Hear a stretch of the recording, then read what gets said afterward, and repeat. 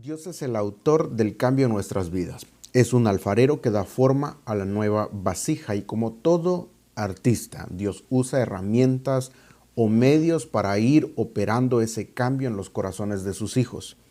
A estas herramientas se les suele llamar medios de gracia y es el Espíritu Santo quien va orquestando en la vida de las personas para que ésta vaya siendo transformada a la imagen de Cristo. Mencionaremos algunas y comenzamos con la principal, que es la palabra, es decir, la Biblia. Es el medio principal que Dios usa para transformarnos. En la Biblia encontramos quién es Él y quiénes somos nosotros, cuál es el propósito de nuestras vidas y qué ha hecho Dios para que lleguemos a cumplir dicho propósito. En fin, no es posible crecer si no nos nutrimos de la verdad de Dios de una manera constante. Escuchar las Escrituras es escuchar la voz misma de Dios y por tanto la palabra está llena de poder y autoridad. Igual como en el pasado el aliento de Dios dio vida a Adán, ahora Dios exhala su palabra y esta produce en nosotros una nueva creación a la imagen de Cristo. No es de extrañar pues que el apóstol Pablo diga que la palabra de Dios es útil para enseñar, reprender, corregir e instruir. La palabra de Dios es suficiente para producir en nosotros todo el cambio necesario para que lleguemos a ser perfectos, enteramente preparados para toda buena obra. La palabra de Dios tiene todo el poder para preparar al hombre para lo que Dios pide de él. Si no nos sentimos capacitados con la palabra, no es que la palabra no sea suficiente, es que no la conocemos lo suficiente. La palabra de Dios nos equipa de manera completa, nos prepara de manera entera. En las Escrituras tenemos todo lo necesario para vivir la vida cristiana, para tomar decisiones sabias, para enfrentar cualquier problema, de tal manera que la gloria sea para Dios. El segundo medio que Dios utiliza para transformar y moldear nuestras vidas a imagen de Cristo es la oración. La oración es un factor importante de crecimiento porque a través de esta disciplina espiritual pasamos tiempo con el Padre Celestial. La esencia de la oración es la comunicación con Dios. Ese es el gane.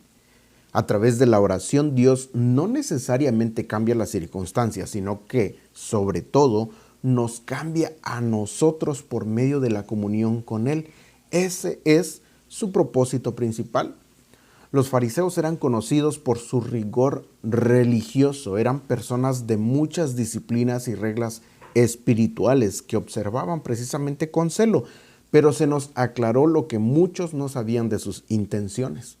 Los hipócritas oran mucho en público y a voz en cuello, porque lo que quieren es que la gente los vea. Cuando estas personas oraban, buscaban hacerlo lo más público y notablemente posible, para que los demás tuvieran una opinión favorable y de admiración por ellos. Pero Jesús nos enseña que ese no es el propósito de la oración. Jesús nos enseña que la oración no es ostentación.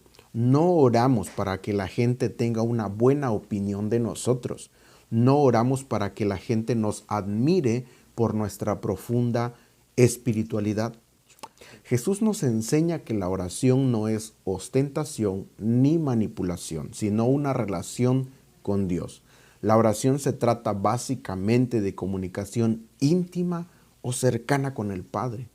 Es una oportunidad de crecer en nuestra relación con Dios. Es un medio para que entres a su presencia y seas conmovido y transformado en lo más íntimo de tu ser. Y ese cambio sea evidente desde dentro hacia afuera. Un tercer medio de gracia que Dios utiliza para hacernos crecer son los sacramentos. La iglesia tiene dos sacramentos, el bautismo y la Santa Cena o la Cena del Señor. Los sacramentos son ceremonias especiales instituidas por Cristo como sellos o señales de la obra de Cristo y sus beneficios para los hijos de Dios. Por medio de ellos, Dios comunica gracia vívidamente para crecer. y debemos entenderlos bien en su contexto de la teología bíblica y esforzarnos para que no se vuelvan una mera rutina o rito en el que participemos sin reflexionar. La Santa Cena, por ejemplo, nos recuerda toda la historia redentora. Apunta hacia el pasado lo que Cristo hizo por nosotros. En el Antiguo Testamento la copa era un símbolo de la ira de Dios. Cristo en el Getsemaní oró pidiendo al Padre que si fuera posible que esa copa pasara de él, pero antepuso la voluntad de Dios a la suya. Jesús bebió la copa amarga de la ira de Dios que no merecía, pero lo tomó en nuestro lugar. Recordando esto, podemos dar gracias a Dios de que la ira de Dios no recae sobre nosotros, sino que Cristo recibió el castigo de esta ira y sufrió en nuestro lugar. A la vez apunta al presente. Reflexionemos acerca de cómo Cristo participó en esa cena de la Pascua con los discípulos. También está presente con nosotros cuando compartimos la cena. Estamos conviviendo con Él, tenemos comunión espiritual y real con Él por medio del Espíritu Santo y nuestra alma es nutrida y fortalecida. Y apunta también al futuro. Apocalipsis 19 describe las bodas del Cordero que celebraremos en la consumación y esto debe traernos consuelo y ánimo. Debemos anhelar ese día. Además de estos medios de gracia, Dios también estableció su relación con nosotros de tal forma que funcione en el contexto de una comunidad de fe. Ciertamente la relación con Dios es personal, pero se vive y se crece dentro de la iglesia y sus relaciones. Todos necesitamos estar en conexión viva con otros cristianos para poder crecer a semejanza de Jesús. Es importante que participemos en una iglesia porque en ella encontramos una comunidad. La Biblia nos enseña que las personas que creen en Jesucristo son una gran familia, son una comunidad y dentro de la comunidad de los creyentes podemos experimentar relaciones profundas y muy edificantes.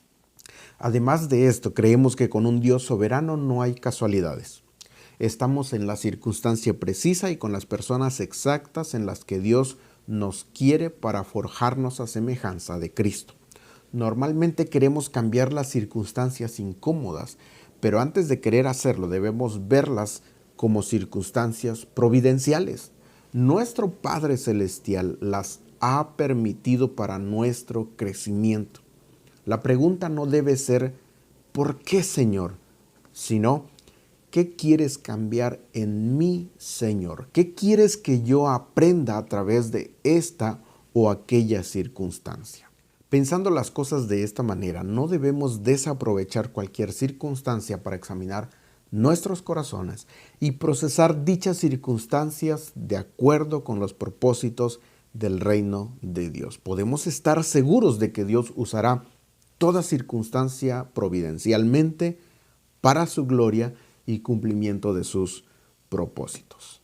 Bien, Dios es el autor del cambio. Su obra transformadora en nuestras vidas puede operar a través de medios, sin medios o a pesar de estos. Sin embargo, su gracia ha establecido ciertos medios que el Espíritu Santo usa de manera ordinaria para moldearnos a semejanza de Cristo.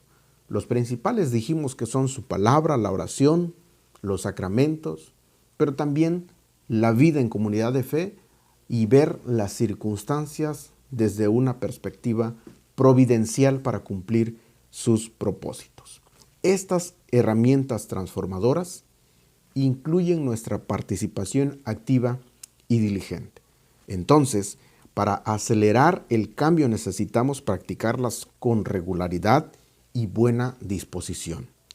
Recuerda que son alimento y fortaleza para nuestra alma, indispensables para el cambio según la Escritura. Que Dios te bendiga y que Él use estos medios a través de su Espíritu Santo para transformarte más como Cristo.